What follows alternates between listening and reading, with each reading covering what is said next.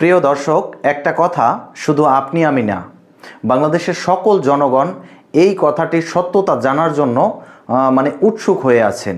কি সেই কথা? সেই কথাটি হলো যে বর্তমান বাংলাদেশের যে প্রেক্ষাপট, সেই প্রেক্ষাপট অনুসারে বাংলাদেশে আওয়ামী লীগ কি রাজনীতিতে ফিরতে পারবে অথবা শেখ হাসিনা কি বাংলাদেশে ফিরে আসতে পারবে?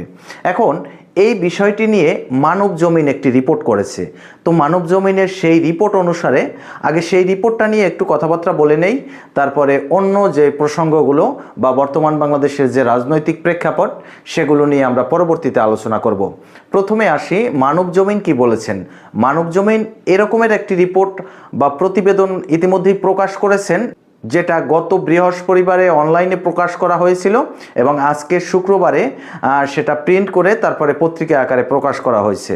সেই রিপোর্ট অনুসারে মানবজমিন এমনটা দাবি করছেন যে আওয়ামী লীগ সরকারের পতনের পরে শেখ হাসিনাকে ভারতে অবস্থানকালীন অবস্থায় সরকারের পক্ষ থেকে বলুন বা বিভিন্ন রাজনৈতিক দলের পক্ষ থেকে বলুন, বারবার রিফাইন আওয়ামী লীগ হিসাবে বাংলাদেশে আওয়ামী লীগকে পুনর্গঠিত করার জন্য এরকমের বিভিন্ন রকমের আওয়ামী লীগের যিনি সভানেত্রী আছেন বর্তমান সময়ে ভারতে, তাকে বিভিন্ন রকমের প্রস্তাব দেওয়া হয়েছে।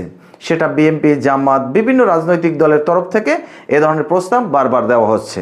এখন কথা হলো, সেই যে প্রস্তাবকে আওয়ামী লীগ কতটা গ্রহণ করেছে বা কতটা গ্রহণ করেনি সেই বিষয়ে।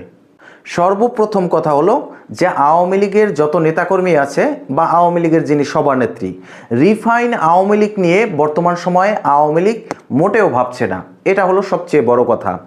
আওয়ামী লীগের সকল নেতাকর্মী তথা শেখ হাসিনা নিজেও এটা ভাবছেন যে তারাই সাবেক আওয়ামী লীগ রূপে বাংলাদেশে ফিরে আসবে এবং এই যে নির্বাচন, বাংলাদেশের ২৬ সালকে ঘিরে নির্বাচনের যে পরিকল্পনা, সেই নির্বাচনে আওয়ামী লীগ অংশগ্রহণ করবে। এখন কথা হলো, মানবজমিনের সেই প্রতিবেদন অনুসারে আওয়ামী লীগ আসলে বাংলাদেশে ফিরে আসতে পারবে না। তাদের প্রতিবেদনটি এরকমের যে বঙ্গবন্ধু শেখ মুজিবুর রহমান মারা যাওয়ার পরে বা সেই মুসলিম লীগ থেকে তারা শুরু করেছে যে মুসলিম লীগের সময় যদি রিফাইন মুসলিম লীগ গড়া হতো তাহলে মুসলিম লীগ বর্তমান সময় বাংলাদেশের রাজনীতি থেকে এভাবে হারিয়ে যেত না। বিষয়টি হচ্ছে এরকমের, যারা তরুণ প্রজন্মের রাজনীতিবিদ, নাগরিক তথা বাংলাদেশের জনসংখ্যা যাই হোক, তারা এই যে মুসলিম লীগ এই দলটিকে বর্তমান সময় চিনে না বা এই দলটি সম্পর্কে তাদের কোনো ধারণা নেই। এর কারণ হচ্ছে মুসলিম লীগ বাংলাদেশ থেকে হারিয়ে গেছে। এখন মানবজমিন আওয়ামী লীগের ভবিষ্যৎ যে প্রেক্ষাপট, যে আওয়ামী লীগের ভবিষ্যৎটা কী রকমের হবে সেই জিনিসটা সেই মুসলিম লীগের সাথে তুলনা করছে। কিন্তু